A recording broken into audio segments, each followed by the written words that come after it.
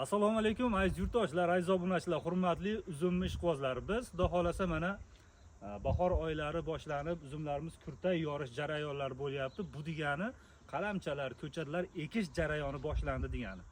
Qobil akamni bilasizlar, o'sha F1 qalamchalarini ko'chat qilmaydi, lekin qalamchani haqiqiy o'sha 1 metrga yaqin holatida chiroyli qalamchalarimizni olib xalqimizga yetkazib berilyapti.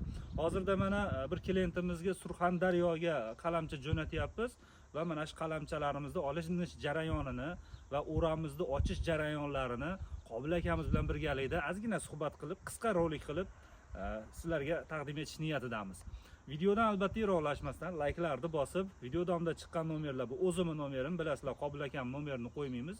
Kimga qancha F1 qalamchalar zarur bo'ladigan bo'lsa, bemalol aloqaga chiqishlaringiz mumkin. Salomat bo'linglar, sog' bo'linglar.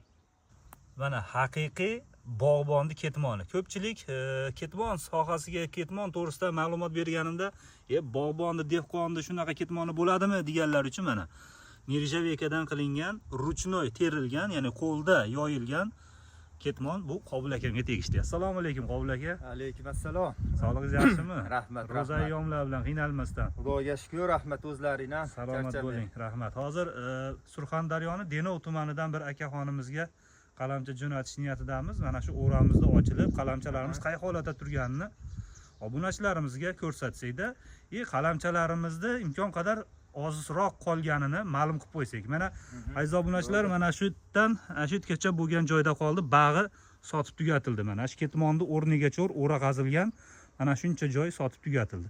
Qobil aka ochib ko'rsatamiz bo'lmasa. Bo'ldi mana. Ketmonni maqtab qo'ydim, uchadigan ketmon. Yaxshida bo'laveradi. Bu oddiy o'tin bular, tepasiga shu sovuqdan saqlash uchun qilingan.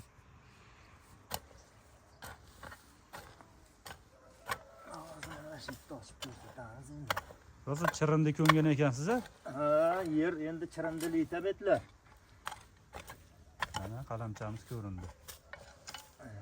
Mana qalamchamizga e'tibor bergan bo'lsangiz, ortiqcha nam emas, ortiqcha qurg'on bo'lib ketmagan holatda turibdi mana. O, naryoqda mana qalamchalarimizda davomi ko'rinyapti. Mana shaqda endi ponni ko'klaganlari ham o'zi. Hozir aprelga ilashyapmiz, mana boshlab qoldi-da. Ko'klashdi. Mana ko'klayapti. Mana qarang, bari pindilar o'zi bilinib qopti. Buni sirrochni olib borib ekadigan holatida ekanda, demak. Ha. Mana qalamchalarimizning holatlari mana shu holatda bo'ladi, mana aziz obunachilar. Bo'yiga pashti 1 metrga yaqin. Bo'yi o'sha 91 metr. 1 metrga yaqin holatda. Hozirgi kunda ko'pchilik biladi, mana shu 3 pindidan ko'chat tayyorlashyapti. Misol uchun aytaman, avatar yoki bir chet elda uzumlarini mana shu 4 pindidan ko'chat qilinyapti. Mana shu 4 pindi kaltagam hozirgi kunda kamida bir 5000 dan 10000 oralig'ida bo'lyapti. O'shanaqa.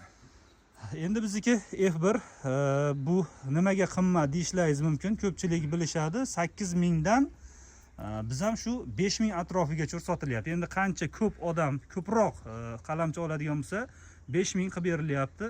Lekin mana shunaqangi pachka holatda olaman deganlar uchun shu 7000, 8000 atrofida sotilyapti. Xudo xolasa, video davomida chiqqan nomerlar bu o'zimning nomerim, bemalol aloqaga chiqaverasizlar. Mana Qobil akamning o'zini bog'idan F1 qalamchalari sizlarga xudo xolasa chiroyli holatda yetkazib beramiz. Qobil aka, videoni yakunlaymizda qalamchalarimizni olish davom etamiz aka. Bo'ldi, rahmat hammalaringga. Kim qalamcha ekadigan bo'lsa, bitta narsani aytib qo'y, Umidjon. Mana mart oyi tugayapti. Mana shu aprel oyi ichi eksa, juda zo'r payt bo'ladi. Eng ma'qul payt. Ma'qul payt. Shu 100 dona kalta eksa, 100 oy ham ko'klaydi degani bu. 100 ga 100. 100 ga 100 degani. Tushunarli. Salomat bo'ling. Qobil aka, xudo xolasa o'zi yaqinda katta gektarga F1 qalamchani ekish jarayoni bo'ladi sizda. Xudo xolasa. Xudo xolasa uni assobiy qalamcha ekish sirlarini ko'rsatib o'tamiz. Xudo xolasa. Mana shu ro'zani chiqib, xudo xolasa boshlaymiz. Salomat bo'ling. Rahmat.